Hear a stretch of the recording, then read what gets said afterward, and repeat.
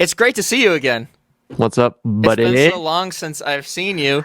When was the last time I saw you? I mean, this is as face-to-face as we're going to get, but the last time I saw your face...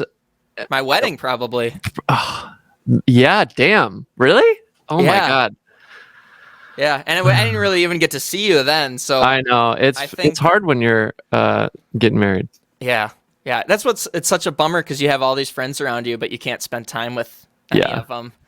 You know, on the dance floor, you know, everyone's there, and it was a good time. So. Right. If people get it, they understand. Yeah. But before that, I think it probably was when we were living together. Yeah, I mean, because I've hardly gone back to Eau Claire. I think I went once to do Matt's podcast years ago, and that was like it. Yeah. So already we're making the viewers feel alienated. So this is Feather. Sorry. Him and I were roommates in college. That's how, sort of how we met, I guess.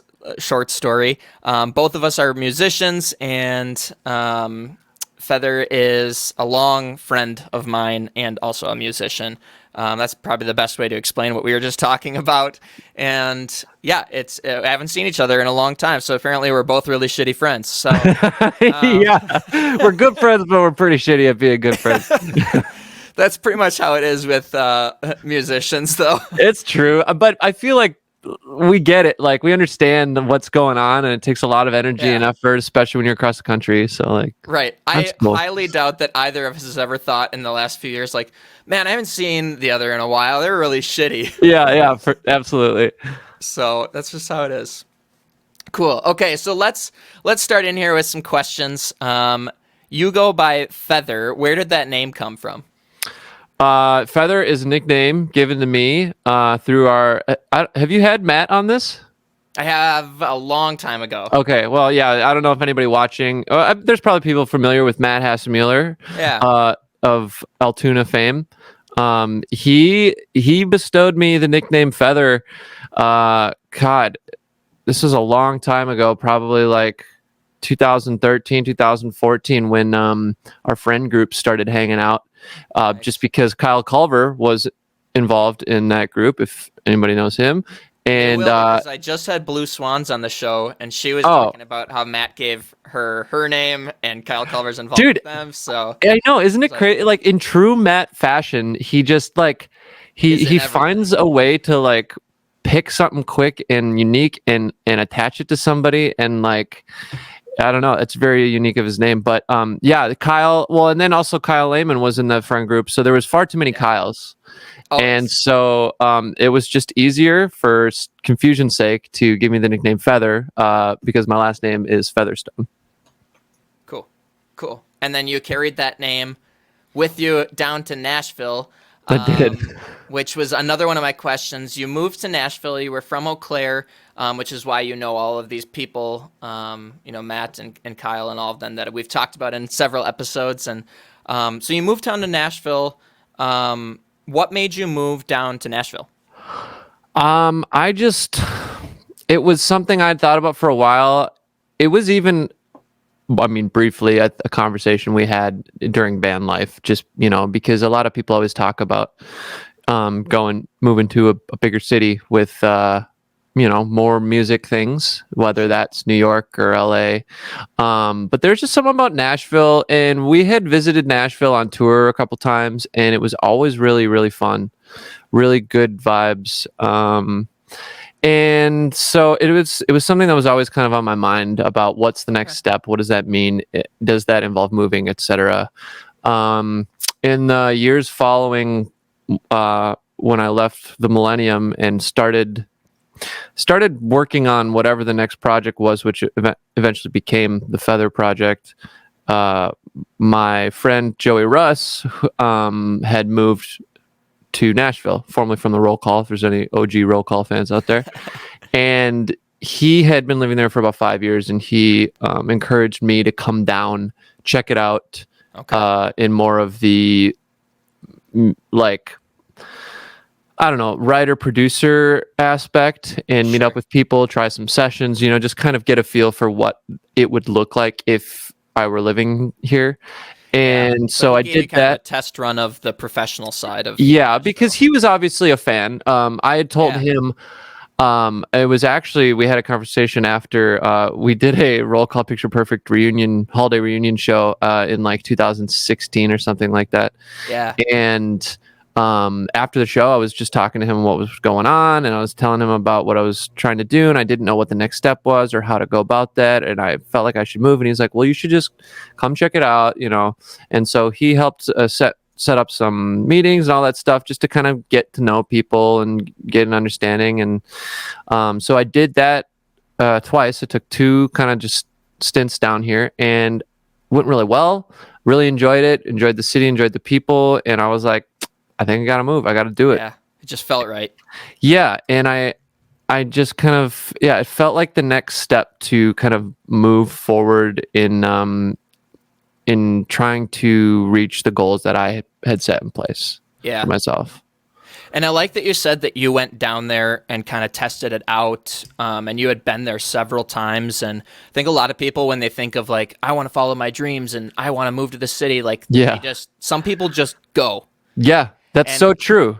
I think that the way you did it is the way that it should be done. Like, test the waters, see if that vibe is good for you, because like then you have less of a chance of that story where you get to a city and it just spits you out because it's not the right city for you.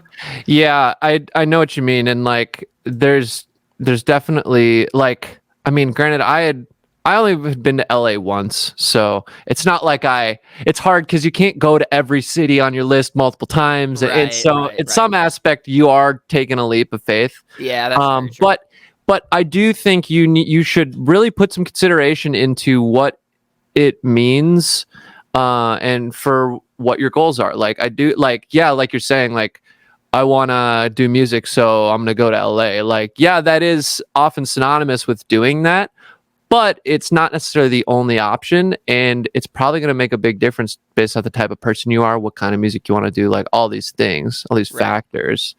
Right. And even if you're not involved with music too, like just trying to, I think a lot of people our age are like, where do I want to be? Where do I want to go? Like, yeah. And I think that's, great advice for anybody. Totally. And the other thing I've found is, I mean, moving anywhere is hard. Yeah. But like Sucks. it's gonna be fucking hard. But I do think it's like a really rewarding process. Like you really kind of figure out a lot about yourself. You prove a lot of things to yourself, and you get a lot of lessons that are arguably not obtainable anywhere else. Yeah. Yeah. So how long have you been down in Nashville now? It's been almost a year and a half now. I moved last July. So you got a little bit of time before everything shut down to kind of I did, explore. yeah. That's good. That's good. Yeah. That's very good. Okay, cool. So I kind of skipped ahead a little bit. Let's go back and start with, what are you? Who are you? Are you a producer? Are you an artist? Are you both? Are you more? Like, that's a great question. What the hell is Feather? Dude, I don't even know. It started predominantly, so like I guess like I was saying, prior to the move, I left the Millennium. I was getting into different types of music, pop music, a little bit more electronic music, and I knew I wanted to still make music, but I didn't really know what. I didn't know what that meant, how it would go down. But something that I knew was that I kind of had to learn how to make it. And I say that like precautiously because I had always played music. Yeah. But and written songs, but when you get into the pop realm and the electronic realm, making it is kind of a different thing. It's a different animal. Like making it involves a lot of techniques and production styles and sound design and all these things, and you're almost like using the computer as its own instrument, whereas before I had always only ever known how to play guitar and piano. And so I knew that if I wanted to keep making music in the way that I was pretty sure I wanted to, I had to learn how to produce more, in the more modern sense, because I feel like the producer before, at least in my experience in bands, like the producer was like somebody you would work with who was almost like an engineer, but they would help sort of like help the band make creative decisions for the cohesive whole of the record and like offer some production tips here and there. But this was before music had gotten a lot more technical and electronic and computer based. So I was always used to that being a producer. But nowadays, the modern producer is really hands on and basically is just like playing using the computer as an instrument. So there are a lot more than that. So I started getting into learning how to produce. Along with that comes certain genre realms that I was getting into. And so I just started making my own songs using these production techniques and styles that I was learning on the computer. Sure. Still including a lot of my predominant instruments like guitar and piano. But yeah, I mean, eventually it became an artist project. So like making my own original music, releasing that, just put out an EP 2 weeks ago, I want to say. And it's fantastic. Thank you. It's been a long time coming. Like some of those songs are 2 or 3 years old that have been from this process of trying to make a different type of music and all that stuff. I think unfortunately with the electronic realm, you get looped in as being a DJ. And I don't think of myself as a DJ. I feel like it's not even fair to call myself a DJ compared to what real DJs do. Yeah. So I know how to DJ. I've done it. Why do you think that is that people get looped in from your perspective? I would say it's from how the genre started. I mean, the electronic genre came out of DJs playing or like remixing popular songs, whether it be remixing it live over a beat or making a basic thing on the computer. And when you're DJing, you're essentially playing other people's music in a set. Yeah. And inevitably, these DJs that were making edits or playing with what were pretty early production techniques decided, well, what would happen if I just made a beat to nobody's song and it was instead my song? Or, you know, I got my friend to sing a vocal on it. Or maybe there's no vocals and it's just a beat. It's just a house beat or, you know, whatever. And then that ended up being successful. And they went, oh, shoot, these DJs don't need to just be DJs. They can also be an artist. Like they can also have their own music and sell that product as such. And just because the electronic genre arose out of DJs starting that, the average listener kind of just assumes you're a DJ if you make that type of music. I think it's just visual. It's just, absolutely. Like the DJ and the producer have very similar equipment. So to the average listener, I think when they look at it, they're like, oh, boom, and computer turntables, DJ. And what I'm finding for myself, even in making music, I hope I'm not getting too far ahead, but like when you make music on the computer and it's predominantly electronic, how do you then perform that music that is predominantly electronic? Unfortunately, there's not a lot of options, so that's why a lot of producers are left or forced to perform as a DJ, because that's the most realistic way to get to play your music to people. Yeah.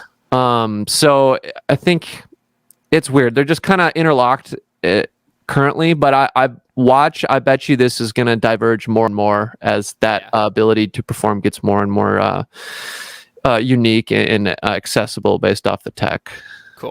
Cool. So you're an artist and a producer is what I'm taking from that, basically. Yeah. Long answer. Yeah. Cool.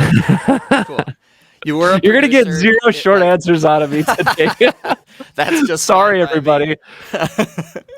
Okay, now that we made it through that question, I'm going to skip down to a funner, just simpler question to ease everybody back in. Yeah, they had no idea what they're getting into. That's good. Okay.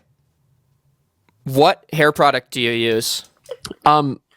Does like shampoo count, or you mean outside of that? I mean, like, give me your like. My routine, I my mean, regimen. I didn't want to hear like I use shampoo. Like, what kind of shampoo do you use? Conditioner? Well, How I do you didn't get know those if luscious I locks didn't know to if stay so shampoo, luscious? like normally when people say hair product, I think of like gel or like mousse or like other things outside Oh, of I'm a shampoo. dick. I'm sorry. Yes, I Um, mean shampoo. My bad. My so bad. okay, hear me out. I'm actually a very low maintenance hair hair guy. Okay. Um, I wash my hair once or twice a week. It gets really dried out and poofy and frizzy if I do it too frequently. Okay. I use no other product.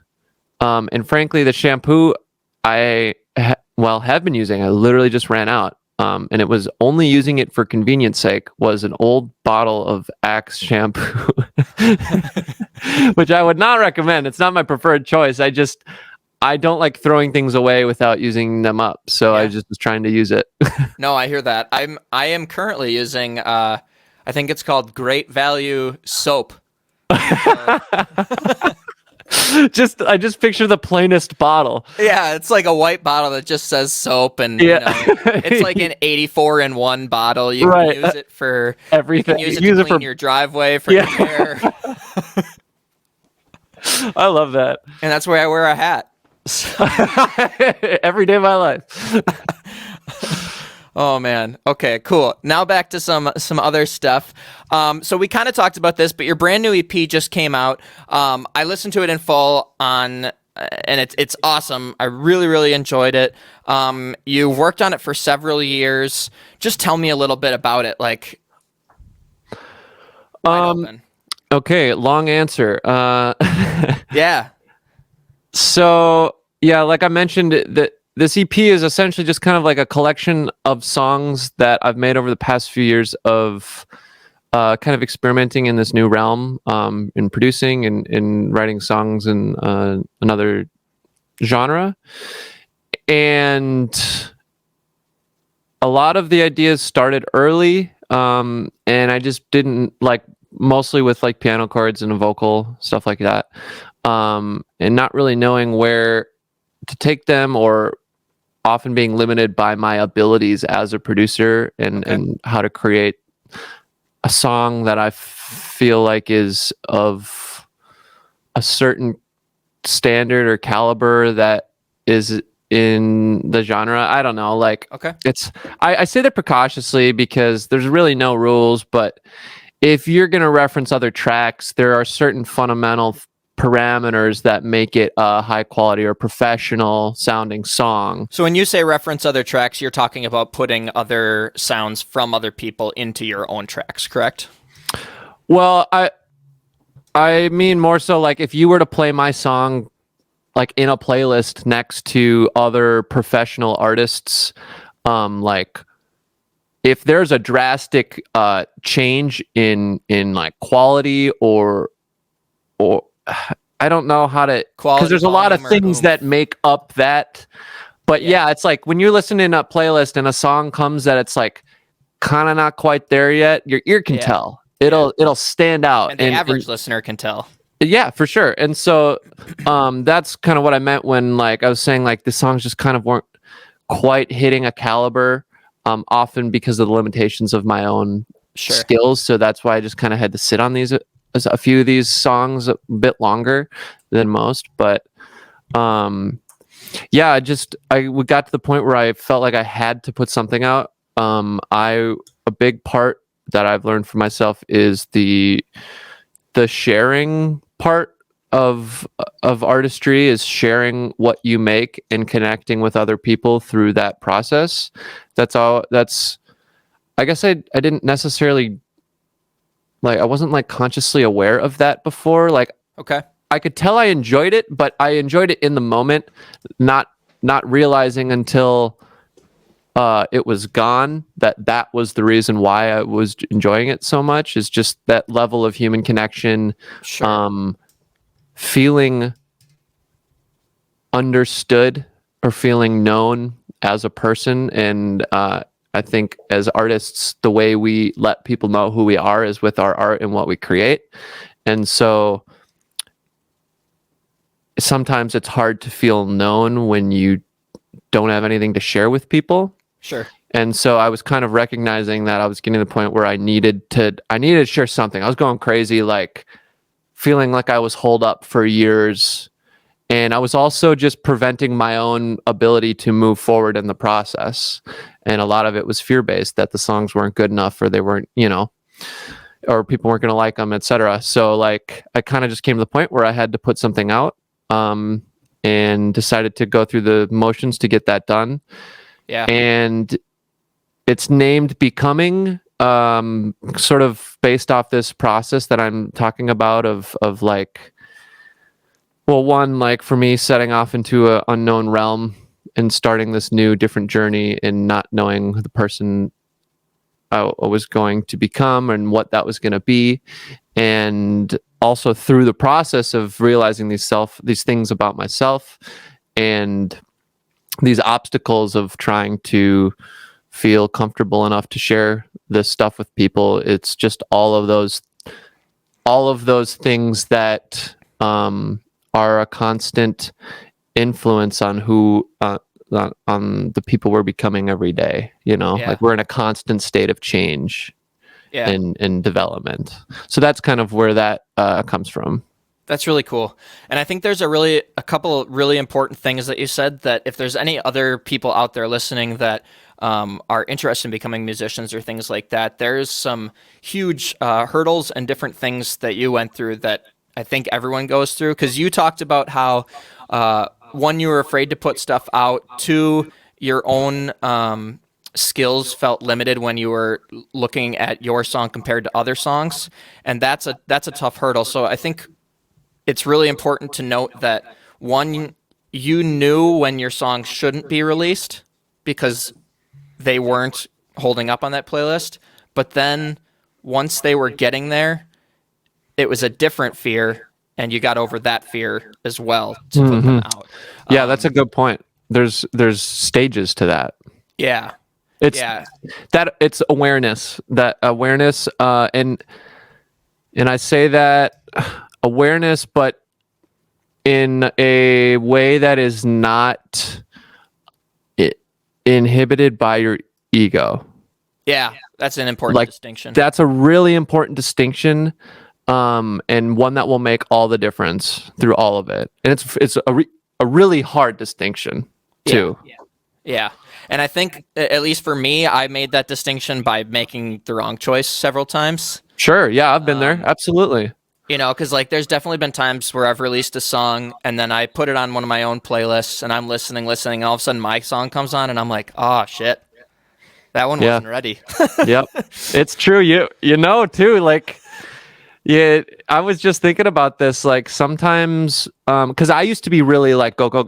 Like, it didn't let things develop necessarily, or I just wasn't patient also, which is, I think patience is really important. But like I've learned, like when you try to cut corners, you always end up in a different detour down the road. Like it always comes back around. Yeah, I still struggle with patience, but I'm getting better. And you're exactly right. Like the society we live in does not encourage patience, so we're constantly fighting that inclination every day.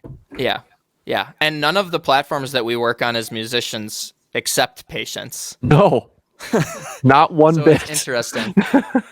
Yeah. Which what I mean by that is, for people who aren't musicians, I keep going into, me and you always have such good chats about like industry stuff, and I want to keep trying to bring it back to normal people as well. The platforms that we work on need constant content to be put on them in order for us to be shown to you without having to pay money to be shown to you.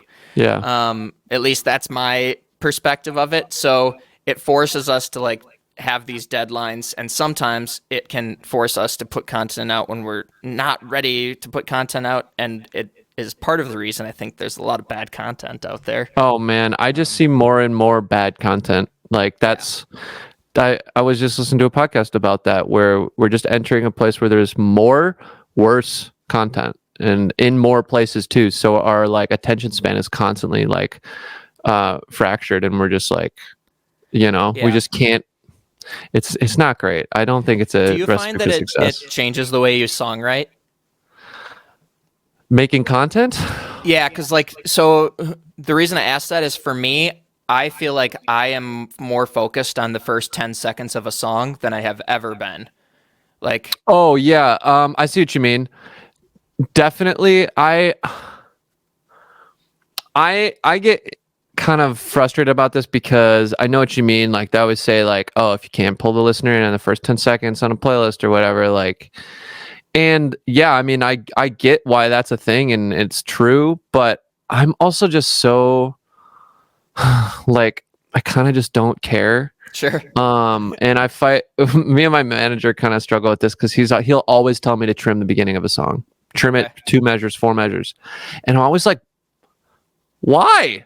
Yeah. Like, why? And it's like his job to, argue for the reasons of what the audience is. Like, he doesn't make the rules, but it's just dumb. But I don't know. Like, I like trying to find ways to take more artistic liberties because I feel like down the road that will play out in your favor. But I don't mean to do that all the time. Yeah. I think you got to find places to do that, and the rest of the time you got to figure out how to play the game, but play it by, your methods. Yeah. Yeah. Interesting. Cool. Yeah. All right, we'll get back to more normal questions. So let's see. One of the songs that you have on your EP is with an artist named Lost Boy Crow. You posted a little story that you had gone to one of his shows, and then, a little bit later, here you are on a song with him. That sounds like a fantastic story. Like, tell me about that. Like, what got you to that? What was the, Yeah, it's weird. There? That's a really cool thing that happened. This actually probably would work because there's a relatable snippet in there I'll get to. So this was probably about 2016, 2017. I was getting into more pop electronic music. And I was actually listening to a lot of Lost Boy Crow's music at the time because he kind of fits right in that middle ground electro pop realm, like really vibey, cool stuff. And like, I was into it. It was great. And his voice is awesome too. And so a friend of mine brought me to his show at 7th Street in Minneapolis. And he actually has his own publication. So he had managed to set up an interview with him through his management. And he asked me, because I was a bigger fan of his music than him, if I would want to facilitate the interview because he thought I'd have some good questions being an actual like fan. Like, and obviously I was like trying to start to make this music. So I was kind of curious about some things. So he met up with us and we had a nice little chat and I picked his brain and it was really nice. He was really humble. We exchanged numbers, all that stuff. Cool. A few months down the road, I actually texted him and was like curious if he'd be on a track because I had a track I was working on that I thought would be cool or up his alley. Yeah. Sent it to him. Never really heard back. Frankly, the track was not very good. That's why. Like, it was too early. It was not ready yet, like we've been talking about. And I didn't really like take it personally at the time. I think I knew that it just wasn't wasn't good enough. Sure. And you flash forward this is probably another 2 years maybe. And we were looking for vocalists for this song that I had written in a camp, but we needed to we wanted to work with a different vocalist to sing it. And so I was like, I wonder if Lost by Crow would work. That'd be kind of cool. I've always liked this stuff. And my manager happened to know somebody who knew them or something and just reached out and asked if we could get connected. And we sent the song over and he was like, yeah, I'm down. Song's good. So like, when it's good. Like people want to do it, and that's why it's hard. Like obviously you want people to like your stuff all the time, but you really got to fight to remove your ego from a scenario, to not take it personally, because I don't know. And not to mention people are busy too. Like it's hard to get involved sometimes. So if people don't respond, don't take that personally. But yeah, I think that's just it's a very kind of wild story to find that happening in some ways. That was like manifesting years down the road without even thinking about it. Yeah. And also just about, like taking your time and developing things when it's needed. Love it. Yeah, that's awesome. And I love that the story is cooler that you started out and didn't get a response. Yeah, I know. It's definitely cooler that way. Yeah, because I mean, there's lots of people who I think, how do I want to say this? Lots of people reach out and try to get big opportunities and get shut down and let it destroy them. Yeah, or they get bitter. They hold a grudge. Yeah, but a lot of times, exactly what you said, it just wasn't good enough, or it's hard to admit that to yourself, and I definitely couldn't admit that to myself until my mid-20s. Yeah, well, I mean, everybody wants to be liked. Like that's like a fundamental human thing. Like we want to be liked so much, and unfortunately, people can be pretty mean growing up, and so we really learn to internalize that. And sometimes even when the song is good, you still get a no. Totally. Or, sometimes it's you just hit that person at the right time. Sometimes it's like I've gotten so many opportunities just from following up with someone. That's very true. You can unsend a message on Instagram. Remember that. Nice. Cool.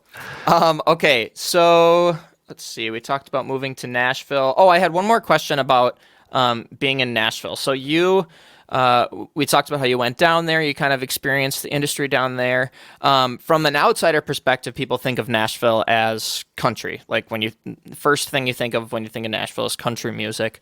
What's it like being a pop musician in Nashville, being surrounded by that stereotype and just by country music industry? So, Nashville's obviously known as predominant country, epicenter of the country. So like, there's obviously nothing Nashville does better than country music. But the thing about that is that a lot of people kind of don't know is that the behind the scenes of the country genre is a big songwriting scene. So if anything, it's more of a songwriter's city than it is for the country music, because the way that they approach country music is like impeccable songwriting, and that is also at the top of any hit song. It's got incredible songwriting on it. And country music's basically just pop music with a twang. Pop music also shares incredible songwriting. So what's happening is, as this songwriter culture is really growing in the country, as pop music is getting really diverse and eclectic, and more songwriters are coming out of the woodwork. Like Julia Michaels, like this young girl comes out of nowhere and just crushes everything. Like these songwriters are just incredible, and so that's kind of more so what's driving that. And because of that, it's actually starting to diversify the music scene. Instead of just being country music, it's starting to grow to be more of a pop hub.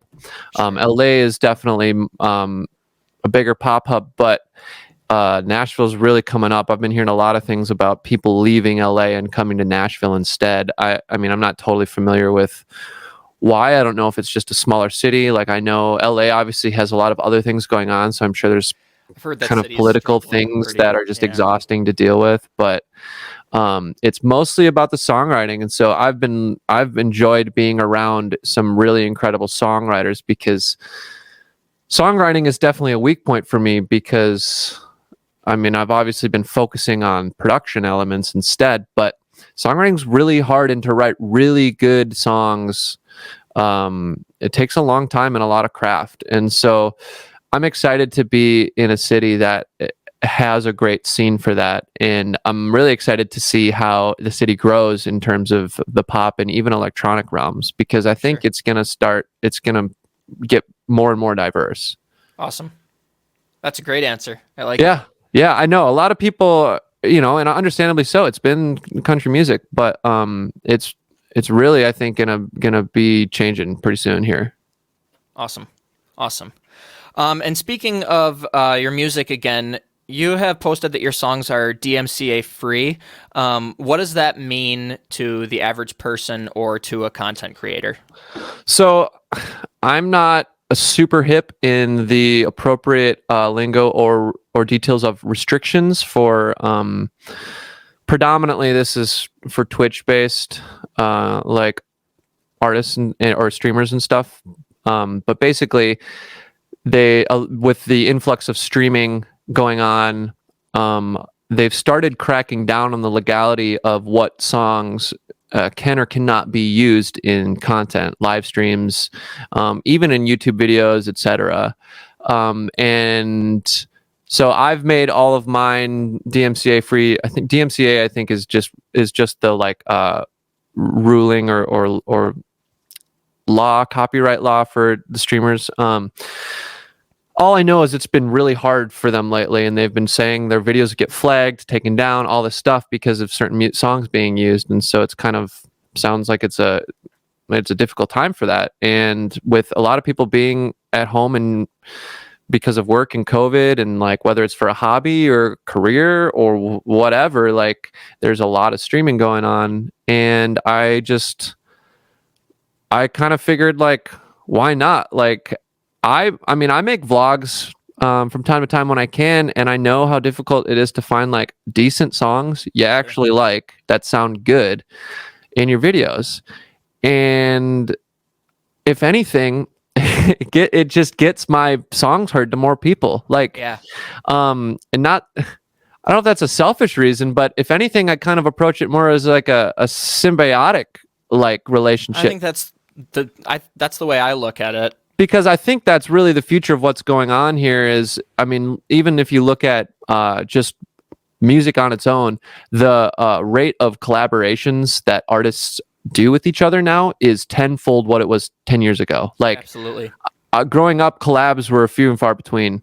Mm-hmm. And they figured out that if they could collaborate, they could combine their fan bases, they could reach more people, they could help each other make a better song, like all these reasons. Like, and it's worked. And I kind of feel like that's how at least I want to try to approach moving forward in terms of just media across the board. I think collaboration through multiple mediums and artistries is going to be the future. Like there's already websites like Pexels or Unsplash and things like that that have beautiful images and videos available completely free to use for what you're trying to make. And, it gets the artists' names out there. It gets other artists quality material to use for their own projects, and ultimately just creates this like level of respect between people trying to help each other out. And I kind of just felt like, why not? Mm-hmm. So all my music is royalty free. I need to specify this. All of the music on my EP is royalty free. I don't own the rights to the remixes I've done, so that's out of my hands. But my own music, that means anybody out there, I don't care. You don't have to check with me. You can use it for anything you want, because I'm an independent artist and I don't have any contracts or anything with labels. I own my own music. I am not affiliated with any company that would be searching for the songs out there to tag them as being unfit for use. So there's nobody's looking for that. There's going to be no reason for that to happen. So it's I mean, go wild, have fun. So I can put your songs on my YouTube, my TikTok, my Facebook, and it's all. You got a podcast? Throw it in there. I don't give a shit. Cool. And how do I do that? Say I'm a new content creator. Do I download your songs online? Well, it kind of just depends the type of content you're trying to use. You can download them. Download them off your preferred platform, Amazon Music, iTunes, etc. If you're a streamer, make a playlist. I even have my own playlist on my page of songs that are DMCA free to use in streaming, with some other artists on there that I know are also doing the same thing. Yeah, it just kind of depends how you need the music to facilitate your thing. But yeah. Cool. Okay, so this is my most important question and the one that I am most looking forward to hearing the answer to. I can't wait. Are you Yacht Daddy? Listen, I don't know who this prick is. I've heard a lot about this. Okay? He looks a lot like you. That's what I'm hearing. Frankly, I don't have the time to waste to go look up what he looks like. Okay. I just want to make this clear. I don't know who this prick is. And if he's trying to use my career as a as a jumping point for his own, he's going to have some legal issues. Okay. Well, I'm sorry. I obviously struck a nerve there. But I was going to say that Yacht Daddy is looking pretty good. I mean, I've heard Yacht Daddy looks like he's been working out since I have heard that he has a posse of women that follow him wherever he goes at all times. Okay. I mean, that's not surprising. I'm going to say it's not. Yeah. When I first saw Yacht Daddy, I didn't even listen to the song, and I knew exactly who he was. How did you know? I would have bet my future and previous life savings on who Yacht Daddy was as soon as I saw featuring Yacht Daddy. I was like, yep. And then the music video came out, and I was like, okay. Yep. See, that's what I think is really the clutch piece in all of it is the music video. I feel like it really drives home, even for Fresco Savage, like it really just drives home the imagery and the whole idea of what they're doing. I can't believe that video didn't go more viral. Dude, I know, man. I think it's phenomenal. I think it's amazing. It has everything a viral video needs. Yeah. And it didn't. I don't understand. It just didn't hit the right set of eyes, I guess. I don't know. I don't know what the right set is. I'm going to put the link right here. This is like the Wisconsin, Minnesota, Midwest Gangnam Style. That's what I see it as. Dude, yeah, because there's even a little dance, too. Yeah, like it should have been the Midwest Gangnam, at least viral in the Midwest. Maybe there's still time. I don't know. Like, I feel like things can kind of pop off at any point now, even 4 years later. So that's true. Somebody will. TikTok needs to get a hold of the dance. Yeah, absolutely. Okay, cool. Just a few more questions. What advice do you have for up and coming producers or musicians? This is the biggest thing. It's been the biggest lesson I feel like I've learned. And this doesn't just apply to making music. It applies to every single thing in life. Just don't give up. Like, bottom line. I know that sounds arguably pretty cliche to some people, but it is the truth. It is a law of the universe that if you keep working at something and you keep trying on something, you inevitably will get better at it. And when you get better at something, there's a whole slew of things that come with that. Your understanding, your perspective, your connections, like everything about it, frankly, gets easier. And it's just a matter of time. And that's why a lot of people do give up, is because sometimes it can take a long time. Mm-hmm. But I have to remind myself this all the time, because in the moment, it feels like you don't make progress. So you got to go back and kind of like check yourself. I mean, if I listen to a song I made 4 years ago, it does not sound like songs I make now. That's progress. That is getting better. That is skill. That is, so many things. So I'm just trying to encourage people, literally just don't give up. Like you deserve to be happy and enjoy what you're doing. Everybody does, whatever it is. And sometimes that just means to keep at it. You just got to keep at it, because strictly by keeping at it, you will get successful. This is a fact. I'm not just saying this. If you do it, it will happen. It's not even once you kind of embrace that and think about it, there becomes no other question in your brain about what the reality is down the road. It's also kind of fundamental, like manifestation type things. Like if you believe that it will happen, it will happen. And if you believe that it will happen because you will keep at it, then it will. And so that's just the biggest thing I could tell anybody. It will be hard sometimes. Just don't give up. Yeah. Yeah. Like you'll be going along someday and then all of a sudden you won't be able to play any live shows and everything will get canceled. But it's going to suck. Yeah. I just had to add that in there. Oh yeah. I mean, absolutely. But no, like I really like exactly what you said. I agree. Yep. Yeah. You just never know when something's going to hit or when your moment will be. Totally. It might be fast. It might be a ways down the road. Like it frankly shouldn't matter because you should enjoy the process of it, which is way easier said than done. But it is a fact that it's just a matter of time. You just got to keep at it. Yeah. Ask every artist. What sucks is like these days, like you can watch somebody blow up via social media, which looks like a matter of months, but what you don't see is the 10 years that person has invested in the previous endeavors they've had. Like I've even had people say to me like, how are you blowing up so fast? I'm like, dude, I've been doing this for 10 years. Yeah. Like you have not seen the grind I have done and sleeping on concrete. Like you released an EP a week ago and it was your first thing you've ever done. Yeah. It's like, it takes time. It does. And it's hard to stay optimistic. I say that I struggle with it all the time, but the biggest thing I've learned is to keep at it. I like that. All right. We're going to get to some more, just like kind of bullshitting questions here. Hell yeah. Bring it on. And then we'll call it a day. I got my vodka. Good. All right. First question for bullshitting. Who is or was I the best roommate you've ever had? Oh, you're a pretty good roommate. Girls but of all time, no, that's okay.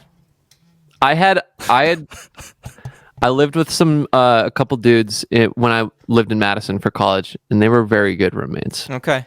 Did they buy you stuff? Because I was never going to do that. No, they did not. They were just very responsible. Okay. And it's not like, I don't even think of you as not responsible. They're just like, they're like anesthesiologists now and like very together. So they're just those type of people. So yeah, I definitely am aware of some of the bad roommate things that I did, and I can't even think of any, to be honest with you. Was a big thing for me. Dishes? Yeah, I feel like everybody in college is dishes. That's true. I feel like that was the only big like disagreement maybe we had. I feel like you maybe yelled at me about dishes once. Yeah, honestly, I don't really remember. But yeah, I don't remember either.